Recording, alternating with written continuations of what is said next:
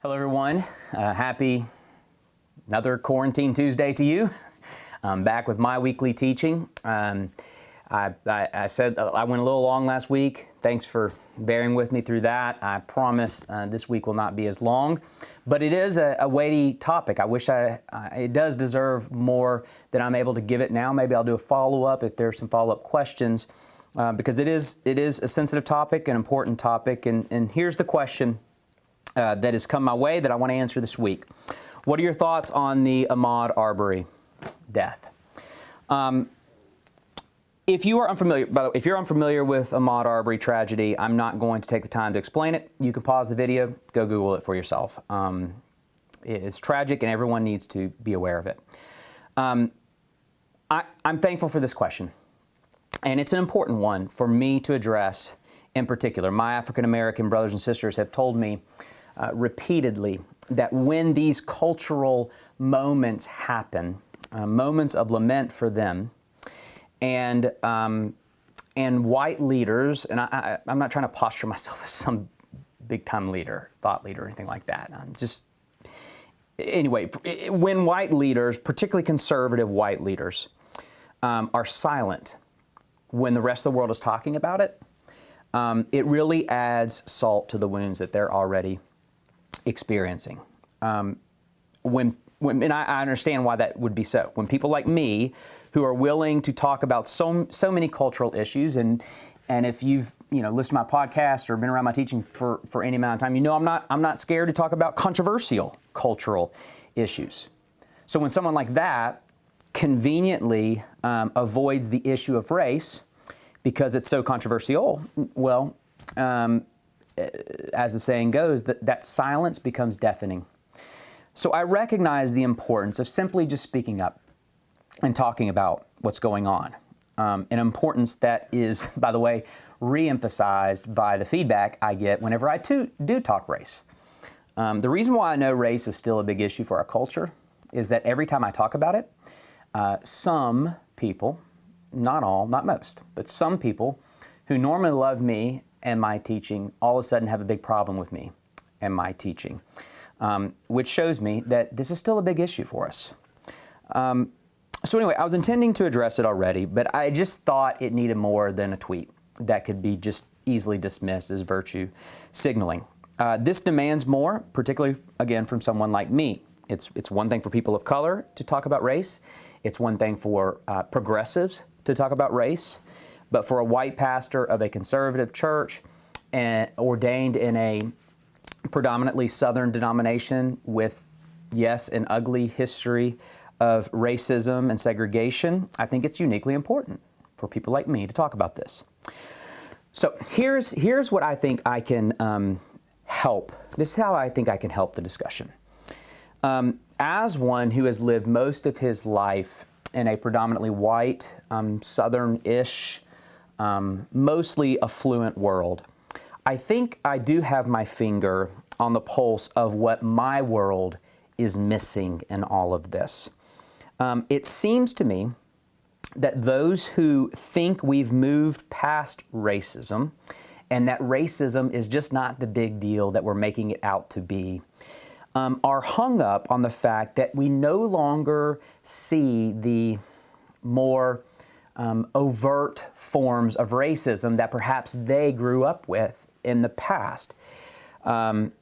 We've gotten past slavery, Jim Crow laws, lynchings, and so forth. And I hear this from folks where they say, this is what real racism looks like.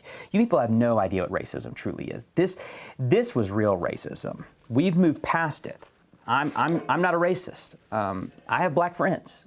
I don't use the N-word. I'm not a racist. This is the common response I get. And so what I think I can add to the discussion is to help my conservative friends in particular appreciate the issue of race and racism that goes beyond Jim Crow laws and remains to this day. And this is what Ahmaud Arbery's tragedy is revealing. Do I think his killers saw a black man and said to themselves, I hate black people, let's kill this man? No, I do not believe that's what happened. But that's not the point. What I want to help you understand and appreciate is the significance of a word that you've heard many times, a word that you may not like at all, but it's important for you to understand. It's the word systemic. You've heard the term systemic racism, systemic poverty, systemic injustice, but what does systemic actually mean? The word implies that every culture is subject to powerful and elaborate structures that socially condition members of the culture to think and behave a certain way. That's the long answer. Short answer is really simple. Systemic means we are influenced by cultural systems that we unwittingly don't recognize but are influenced by. Now, if you're a conservative, then chances are you probably will dismiss all this systemic talk as liberal nonsense. But I would argue that conservatives absolutely acknowledge systemic influences, actually definitely believe in systemic evils, whether they know it or not, whether they use the language or not. For example, what is meant by the term fake news? The claim is that the mainstream media is driven by a liberal agenda that determines both the news that we consume and the way in which it's shared. In other words, America's mainstream news is systemically shaped by progressive ideology. So when someone cries fake news, they are declaring a systemic injustice, a system that is off, that isn't telling the truth. Likewise, conservatives think the same about America's public education and Hollywood entertainment. So, for instance, how is it possible that an issue like transgenderism went from completely implausible to aggressively normalized in the span of one generation?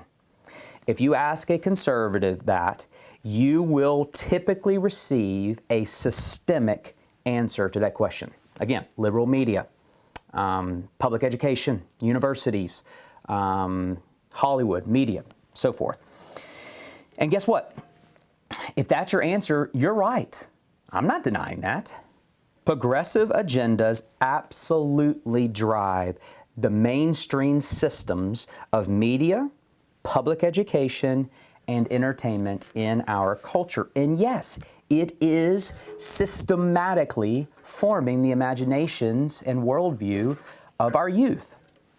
But friends, we must ask whether there are systemic realities that influence us, particularly when it comes to race. Were Arbery's killers raised within a culture of systemic Southern prejudice that led them to notice him, to be overly suspicious of him, and to assume what could only be labeled as this vigilante power dynamic that ultimately led to his murder? Now listen, I get there's more to the story than he was out for a jog. It appears he was in a house under construction shortly before they came after him. But from walking through a house under construction to being run down and gunned down, come on, you don't think there's something more at play here? He was 22 years old, a 22-year-old white guy seen walking through a house under construction in that neighborhood. I'm willing to bet at most would have been a, hey man, what are you up to? Get out of there type of thing. Or maybe just the assumption that he was checking it out because of curiosity. Maybe it's his place, so who knows? Come on, my friends. If you can't admit that seeing a black guy in that particular scenario doesn't play into the response, then you're just not being honest. And it's these dynamics that are in play when it comes to systemic racism. Now, for the record, I'm not being a sociologist here, okay? I'm certainly not being a critical race theorist here. I'm being a theologian, okay? Systemic evil is a biblical reality, a foundational reality of the world as we know it and why it's such a mess. So in Genesis 1, God creates man in His own image, and then He says this. He blessed them and He said to them, be fruitful and multiply, fill the earth and subdue it. Do you know what fill the earth and subdue it is saying in its most basic form? Create culture, create systems. Systems, by the way, that are not neutral. They absolutely have an agenda. according to their original design. Systems that promote God's glory and creation's flourishing. So education and business and politics and entertainment and sports and media, all of it would absolutely be agenda-driven, would shape the narrative, would reinforce the story, would disciple and catechize the human population.